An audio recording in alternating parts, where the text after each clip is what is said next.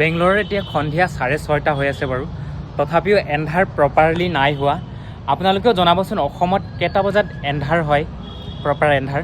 ইয়াত হ'বলৈ হ'লে মানে এন্ধাৰ হ'বলৈ হ'লে 7টা বা 7:10 মানে আন্ধাৰ হয়, কিন্তু এতিয়া সন্ধিয়া 6:30 হৈ আছে, এতিয়ালৈকে এন্ধাৰ নাই হোৱা বাৰু। সিফালে একদম বেলিবিলাক দেখা পাই আছে আপোনালোকে, আৰু দূৰ দূৰলৈকে গোটেই বিল্ডিংটো দেখা পায় মানে বিল্ডিংবিলাক চাওক, এতিয়ালৈকে দিন হৈ আছে।